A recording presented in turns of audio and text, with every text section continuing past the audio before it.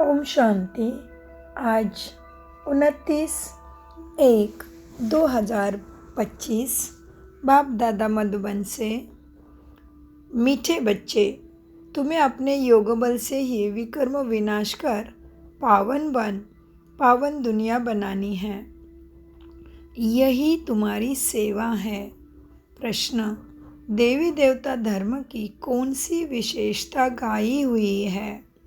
उत्तर: देवी देवता धर्म ही बहुत सुख देने वाला है। वहाँ दुख का नामो निशान नहीं। तुम बच्चे 3/4 सुख पाते हो। अगर आधा सुख और आधा दुख हो तो मज़ा ही नहीं आए। ओम शांति। भगवान वाच। भगवान ने समझाया, मनुष्य को भगवान नहीं कहा सकता, देवताओं को भी भगवान नहीं कह सकते। भगवान तो निराकार शिव परमपिता परमात्मा है। उनका कोई साकार आकारी रूप नहीं। सूक्ष्मवतन वासियों को भी सूक्ष्म आकार है, इसीलिए उसको कहा जाता है सूक्ष्मवतन। यह साकारी मनुष्य तन है, इसीलिए स्थूल वतन कहा जाता। स्थूल वतन में है 5 तत्वों का शरीर। बाबा क्या कहते हैं? फिर सूक्ष्म वतन में 5 तत्वों का शरीर नहीं। ये 5 तत्वों का मनुष्य शरीर बना, इनको कहते हैं मिट्टी का पुतला। सूक्ष्म वतन वासियों को मिट्टी का पुतला नहीं। डेटी देवता धर्म वाले भी होते हैं मनुष्य ही, लेकिन उन्हों को कहेंगे दैवी गुण वाले मनुष्य। यह दैवी गुण प्राप्त किए हैं शिव बाबा से, शिव बाबा की शिक्षा से। दैवी गुण वाले मनुष्य और आसुरी गुण वाले मनुष्य में कितना फर्क है। मनुष्य ही शिवालय व वैश्यालय में रहने लायक बनते हैं। सतयुग को कहा जाता है शिवालय। सतयुग यहाँ ही होता है, इसी धरती पे, कोई मूल वतन या सूक्ष्म वतन में नहीं। तुम बच्चे जानते हो, शिव बाबा का स्थापन किया हुआ शिवालय सतयुग है। कब स्थापन किया? संगम पर। यह पुरुषोत्तम युग है। अभी यह दुनिया है पतित तमो प्रधान। इसको सतो प्रधान नई दुनिया नहीं कह सकते। नई दुनिया को सतो प्रधान कहा जाता, वही फिर पुरानी बनती, उसको तमो प्रधान कहते। फिर सतो प्रधान कैसे बनी? तुम योग बल से ही तुम्हारे विकर्म माना पाप कर्म विनाश होते हैं और तुम पवित्र बन जाते हो। प्रथम विकर्म मतलब क्या, वो समझना पड़ेगा। विकारों के वश होकर हम मन बुद्धि संकल्प कृति वृत्ति दृष्टि द्वारा जो कर्म करते हैं उसको विकर्म माना पाप कर्म कहा जाता है। पवित्रता के लिए तो फिर जरूर पवित्र दुनिया चाहिए। नई दुनिया को पवित्र, पुरानी दुनिया को अपवित्र कहते हैं। पवित्र दुनिया बाप स्थापन करते, पतित दुनिया रावण स्थापन करते। ये बातें कोई मनुष्य नहीं जानते। ये 5 विकारों ने 5 विकार न हो तो मनुष्य दुखी होकर बाप को याद क्यों करे? बाप कहते हैं, मैं हूँ ही दुख हरता सुख करता। रावण का 5 विकारों का पुतला बना दिया, उसको 10 शीश बना के जलाते हैं। अब जलाया जाता है दुश्मन को, सो भी ऐसे नहीं कि दोपहर आदि से ही जलाना शुरू करते, नहीं। जब संपूर्ण तमोप्रधान बनते तब कोई मतांतर वाले बैठ ये नई बातें निकालते। जब कोई बहुत दुख देते हैं तब उनका पुतला बना के जलाते हैं। तो यहाँ भी मनुष्य को जब बहुत दुख मिलता है तब ये रावण का पुतला भूत बनाकर जलाते। तुम बच्चों को 3/4 सुख रहता है। अगर आधा दुख रहेगा तो मज़ा ही क्या रहेगा? तो बाबा क्या कहते, तुम्हें तीनों युगों में ही सुख रहता है। माना सतयुग में तो है ही संपूर्ण सुख, फिर त्रेता में, फिर द्वापर में भी हम राजा महाराजा सुखी ही है, एवं हम ब्राह्मण तो सदा काल के ही सुखी कह सकते हैं। क्योंकि अभी भी कलयुग का माना अति चरण सीमा पे है, दुख के चरण सीमा पे पहुंच गया है कलयुग। अत्याचारी दुराचारी पापाचारी कर्मों के कारण तो भी हम ब्राह्मणों को भगवान की छत्र छाया परमात्मा के छत्र छाया में अथाह सुख अनुभव होता है कि नहीं? तो हमें तो पूरा ही सुख है बोल सकते हैं, फिर भी बाबा एक्यूरेसी समझाते हैं कि तुम बच्चों को 3/4 सुख रहता है, अगर आधा दुख हो तो मज़ा ही क्या रहा। बाप कहते हैं, बच्चे तुम्हारा ये देवी देवता धर्म बहुत सुख देने वाला है। सृष्टि तो अनादि बनी हुई है, यह कोई पूछ नहीं सकता सृष्टि क्यों बनी, कब पूरी होगी, यह चक्र फिरता ही रहता। शास्त्रों में कल्प की आयु लाखों वर्ष लिख दी, जरूर संगम युग भी होगा जबकि सृष्टि बदलेगी। अभी जैसे तुम फील करते हो ऐसे और कोई समझते नहीं, इतना भी नहीं समझते कि बचपन में राधा कृष्ण नाम है, फिर उनका स्वयंवर होता है बड़ा होने के बाद, तभी वो राजधानी में लक्ष्मी नारायण बनते हैं। दोनों भी अलग अलग राजधानी के प्रिंस प्रिंसेस है, फिर उनका स्वयंवर होता है तो लक्ष्मी नारायण बनते हैं। ये सब बातें बाप तुम्हें समझाते हैं राजयोगा मेडिटेशन द्वारा, मुरली द्वारा। बाप ही तो ज्ञान का सागर नॉलेजफुल है, ऐसे नहीं कि वह जानी जाननहार है। अब तुम बच्चे समझते हो, बाप तो आकर नॉलेज देते हैं। नॉलेज पाठशाला में मिलती है, पाठशाला में पढ़ने के लिए कोई एम ऑब्जेक्ट भी तो होता है ना। तो पाठशाला माना तुम्हारा प्रजापिता ब्रह्मा कुमार कुमारी ईश्वरीय विश्वविद्यालय, ये पाठशाला है। यहाँ पे रोज ही पाठ पढ़ना पड़ता है, किस लिए?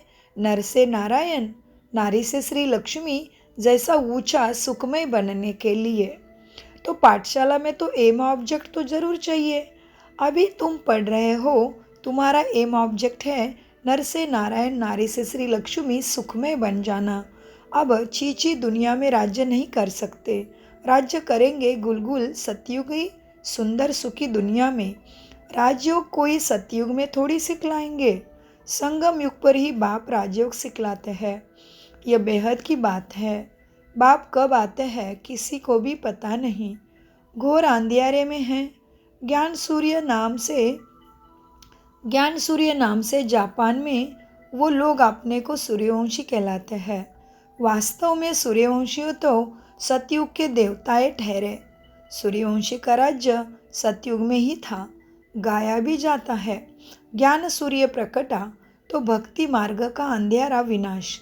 नई दुनिया सो पुरानी, पुरानी दुनिया सो फिर नई होती है।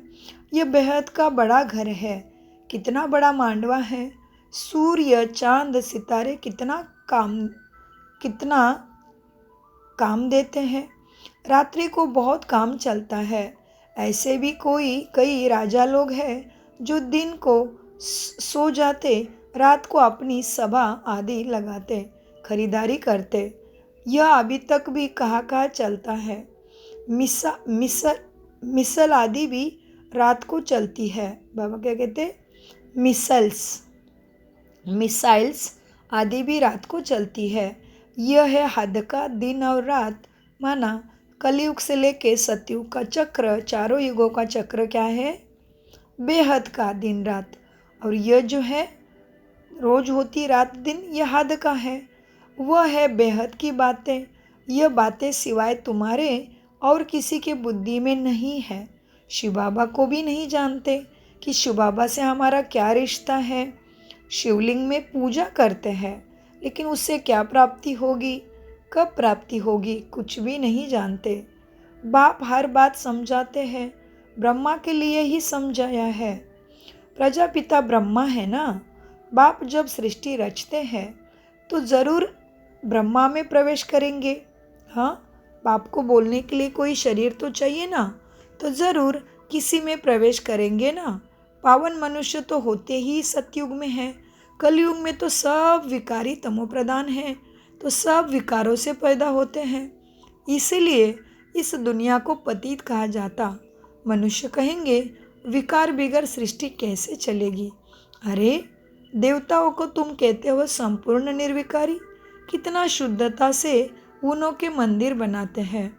ब्राह्मण बिगर कोई को अंदर अलाउ नहीं करेंगे। वास्तव में इन देवी देवताओं को विकारी कोई टच नहीं कर सकता, परंतु आजकल तो पैसे से ही सब कुछ होता है। कोई घर में मंदिर आदि रखते हैं तो भी ब्राह्मण को ही पूजा के लिए बुलाते हैं, लेकिन अर्थ भी नहीं समझते। मंदिर है तुम्हारा, तुम्हारे घर में, और पूजा कराते ब्राह्मणों से। क्यों? तुम नहीं कर सकते क्या? तुम्हारे अंदर अशुद्धि है? लेकिन ब्राह्मण का अर्थ भी नहीं समझते। ब्राह्मण माना ब्रह्मा जैसा जिसका मन, जिसने परमात्मा के ज्ञानामृत को संपूर्ण अपने में संस्कारों में उतारा है, वो है सच्चा ब्राह्मण। ये तो है सारे दुनिया के धर्म वाले तथाकथित ब्राह्मण। अब विकारी तो वह ब्राह्मण भी तो है, सिर्फ नाम उसको ब्राह्मण मिला है। यह तो दुनिया ही विकारी है, तो पूजा भी विकारियों से होती है ना। निर्विकारी कहाँ से आएंगे यहाँ? निर्विकारी माना जिसके अंदर काम, क्रोध, लोभ, मोह, अहंकार का लवलेश भी नहीं है। संपूर्ण रीति आत्मा शांत स्वरूप, शक्ति स्वरूप, सुख स्वरूप, प्रेम स्वरूप, पवित्र, शुद्ध है, सत्य है और ज्ञान स्वरूप को सत्य ज्ञान से भरपूर है। तो उसको कहते हैं निर्विकारी। जिसको हम कृष्ण को निर्विकारी कहेंगे, मतलब उसका गायन कैसे करते हैं कृष्ण का, कि संपूर्ण निर्विकारी, सर्वगुण संपन्न, 16 कला संपूर्ण निर्विकारी, मर्यादा पुरुषोत्तम, अहिंसा परम धर्म होते हैं देवी देवता। तो इसलिए बाबा कहते हैं निर्विकारी कहाँ से आए?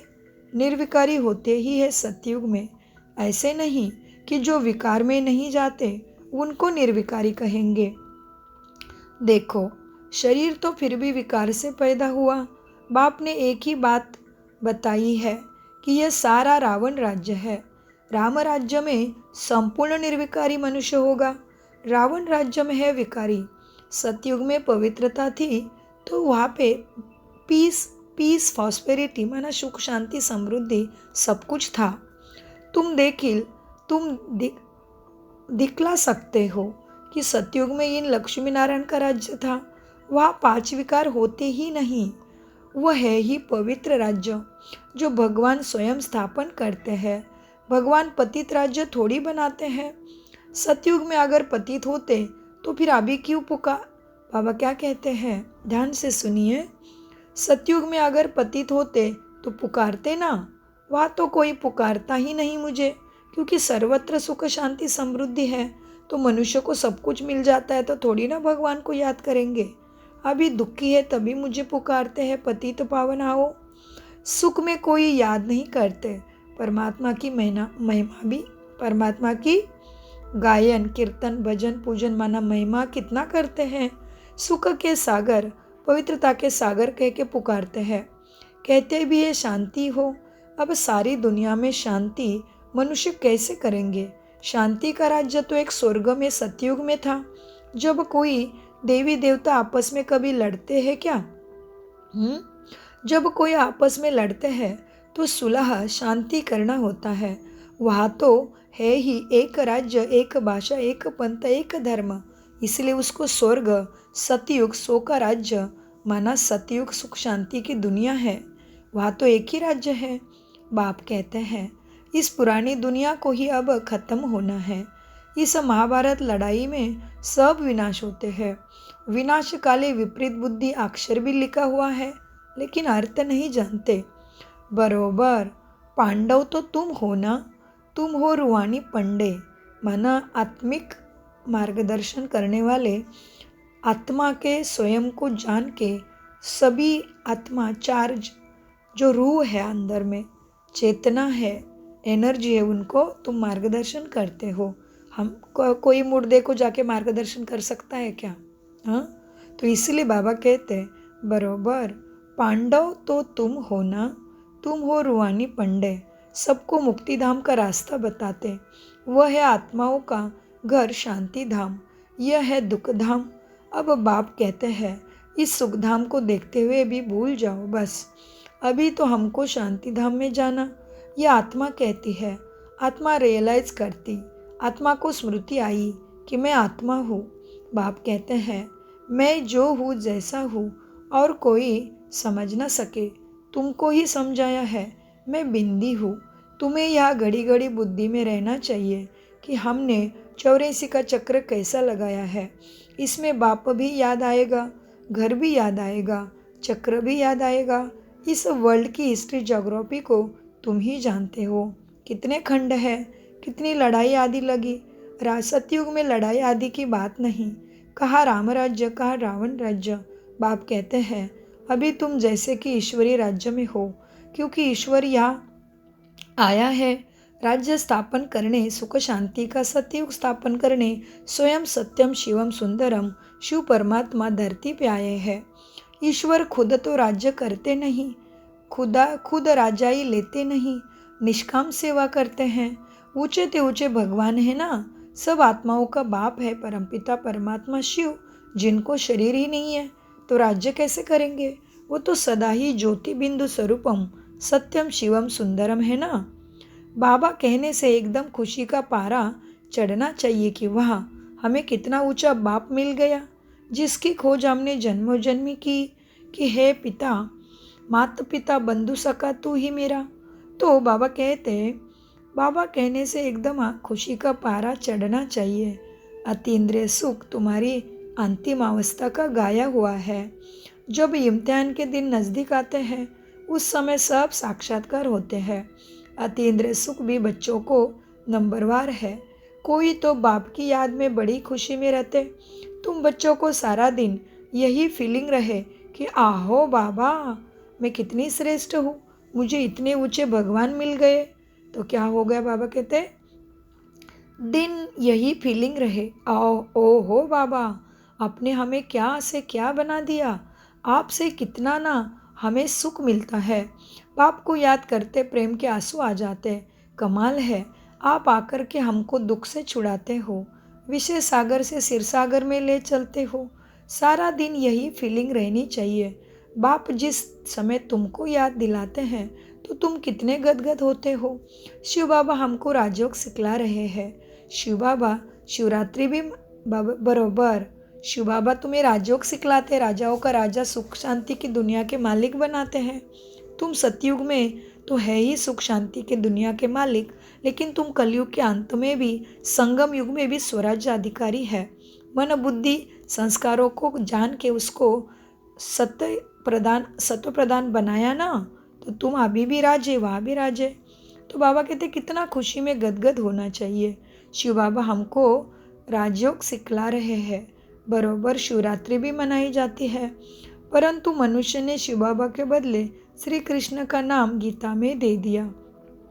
यह तो बड़े ते बड़ी एक भूल है।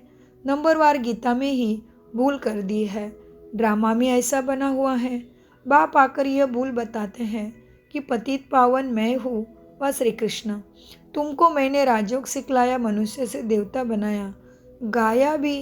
गायन भी मेरा है ना। अकाल मूरत अजोनी अजन्मा, यह इसका अर्थ भी समझना है। अकाल मूरत मतलब उसको काल नहीं खाता, मृत्यु नहीं है। अजोनी माना किसी योनि में नहीं आएगा। श्री कृष्ण की यही महिमा थोड़ी कर सकते हैं, वह तो पुनर्जन्म में आने वाला है। तुम बच्चों में भी नंबरवार है, जिनकी बुद्धि में ये सब बातें रहती हैं। ज्ञान के साथ चलन भी अच्छी चाहिए। माया भी कोई कम नहीं। जो पहले आएंगे वो ज़रूर इतनी ताकत वाली होंगे। पाठधारी भिन्न भिन्न होते हैं ना। हीरो हीरोइन का पाठ भारतवासियों को ही मिला हुआ है, इसलिए भारत में ही देवी देवताओं की पूजा होती है। तो देवी देवता धर्म वाले उच्च है, प्रथम है, उसके बाद दूसरे धर्म वाले आते हैं। इसलिए हीरो हीरोइन का पाठ भारतवासियों को मिला हुआ है। तुम सबको रावण राज्य से छुड़ाते हो। श्रीमत पर तुमको कितना बल मिलता है। माया भी बड़ी दुस्तर है, चलते चलते धोखा देती। बाबा प्यार का सागर है। तुम बच्चों को बाप समान प्यार का सागर बनना है। कभी कड़वा नहीं बोलो। किसी को दुख देंगे तो दुखी होकर मरेंगे। यह आदतें सब मिटानी चाहिए। गंदे ते गंदी आदत है विषय सागर में गोते खाना। बाप भी कहते हैं काम महाशत्रु है। कितनी बच्चियां मार खाती है काम के लिए। कोई तो बच्ची को कह देंगे भले पवित्र बनो। कोई तो कहेंगे, कोई तो अपने पत्नी को कहते हैं भले पवित्र बनो। अरे पहले खुद तो पवित्र बनो, फिर दूसरे को बताओ। बच्ची दे दी, खर्चे आदि का बोझ से और ही छूटा, क्योंकि समझते हैं पता नहीं इनके तकदीर में क्या है। घर भी कोई सुखी मिले या ना मिले। आजकल खर्चा भी बहुत लगता है ना शादी में। गरीब लोग तो झट दे देते हैं, सब कुछ भगवान के ऊपर छोड़ते हैं। कोई को फिर मोह रहता है। आगे एक बिल्लिनी आती थी, उनको ज्ञान में आने नहीं दिया क्योंकि जादू का डर था। भगवान को जादूगर भी कहते हैं ना, रहम दिल भी भगवान को ही कहते हैं। श्री कृष्ण को थोड़ी कहेंगे जादूगर, अमरनाथ, भोलेनाथ, पापकटेश्वर नहीं कहेंगे। तो भगवान की महिमा है प्यार का सागर, माना रहम दिल। रहम दिल वह जो बेरहमी से सबको छुड़ाए, आत्माओं का सारा दुख खत्म करे, वही रहम दिल हो गया ना। हाँ, बेरहमी है रावण में, पहले पहले है ज्ञान, ज्ञान भक्ति फिर वैराग्य। ऐसे नहीं, भक्ति ज्ञान फिर वैराग्य कहेंगे। ज्ञान का वैराग्य थोड़ी कह सकते हैं, ज्ञान का वैराग्य थोड़ी कह सकते हैं। भक्ति का वैराग्य करना होता है, इसलिए ज्ञान भक्ति वैराग्य यह राइट अक्षर है। बाप तुमको बेहद का अर्थ पुरानी दुनिया का वैराग्य कराते हैं।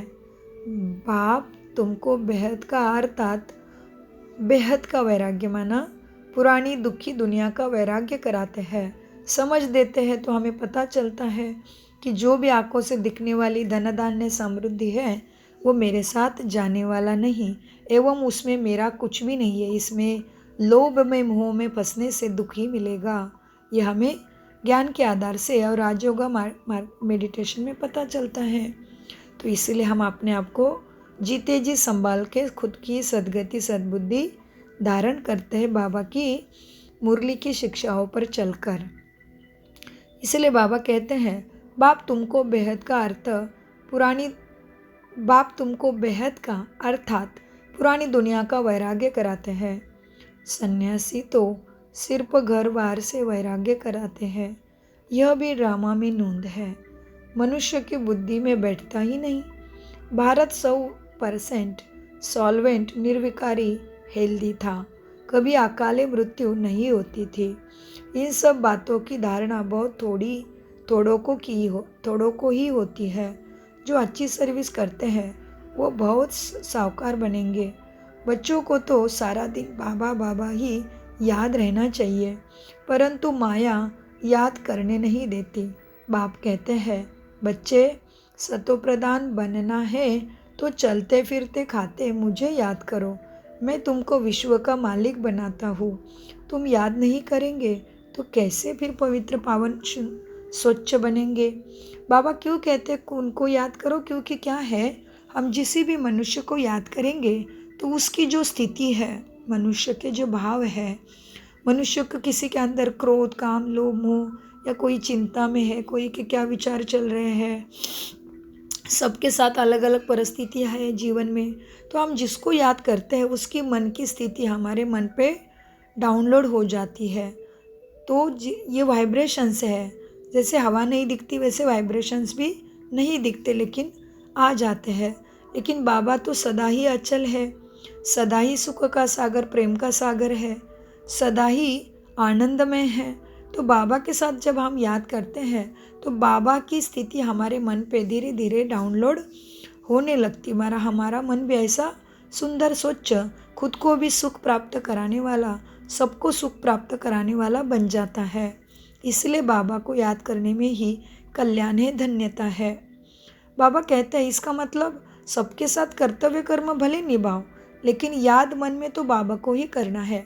तभी हम बाबा जैसे ज्ञान का सागर, सुख का सागर, प्रेम का सागर, शक्ति का सागर, सुखमय बनेंगे और बनाएंगे दूसरे को भी। तो बाबा कहते हैं मैं तुमको विश्व का मालिक बनाता हूँ, तुम याद नहीं करेंगे। बहुतों को माया के तूफान बहुत आते हैं। बाप समझाते हैं यह तो होगा ही बच्चे, क्योंकि तुम्हारे ही पूर्व जन्मों के कर्मों का हिसाब किताब है, वो तो चुकतू करना ही है। फिर भी इसमें कमज़ोर नहीं होना, सकारात्मक रहना और हारना नहीं है कभी भी। क्योंकि बाबा को याद करते तो बाबा हमारा साथ भी देते हैं, और जैसे जैसे हम याद ज़्यादा करते हैं वैसे हमारा मन बुद्धि स्वच्छ होता है। तो क्या होता है, स्वच्छ मन के पास ही भगवान की शक्ति रह सकती है, भगवान का साथ मिल सकता है ना। और जिसके अंदर कमी कमजोरियाँ बुराई है उसके साथ तो रावण ही साथ देगा। जैसे राक्षस को पसंद करेगा, हाँ, और जो शुद्ध है राम राम को राम राम जिसके मन में राम है उसको ही राम पसंद करेगा, क्योंकि शुद्धि शुद्धि को खींचेगी, बुराई बुराई को खींचेगी। तो समझना है कि हमें अभी कैसा पुरुषार्थ करना है। तुम याद नहीं करेंगे तो फिर क्या होगा? बहुतों को माया के तूफान बहुत लगते हैं, लेकिन मैं तुमको विश्व का मालिक बनाता हूँ, बाप समझाते हैं। बच्चे, माया के तूफान तो आएंगे, लेकिन इसमें भी सकारात्मक रहना है। उल्लास भी नहीं खोना, आलस्य भी नहीं आने देना, नाराज भी नहीं होना। क्यों? क्योंकि जिसको सब राज पता चला वो कैसे नाराज हो सकता है? किसमें राज पता चला? राजयोगा मेडिटेशन में। और रोज की मुरली में बाबा सारे राज ही तो बता रहे हैं। क्यों कलयुग है, क्यों दुखी है, क्यों इतना अत्याचार दुराचार है, क्यों चारों तरफ अभी प्रकृति का प्रकोप है, हवा आकाश अग्नि क्या क्या करेंगे, क्यों करेंगे, सब पता चल गया है। तो जिसको राज पता चला वो तो सदा ही राजी रहेगा ना, क्या नाराज उदास रहेगा? सोचो। तो बाबा कहते बाप समझाते हैं ये तो होगा, ड्रामा में नूंद है, स्वर्ग की स्थापना तो होनी ही है। सदैव नई दुनिया तो रह नहीं सकती, परिवर्तन तो समय का नियम है। चक्र फिरेगा तो नीचे ज़रूर उतरेंगे, हर चीज़ नई से पुरानी ज़रूर होती है ना। इस समय माया ने सबको अप्रैल फूल बनाया है। बाप आकर तुम्हें कितना गुलगुल सत्प्रधान बनाते हैं। हाँ, पुरानी दुनिया क्या हो गई?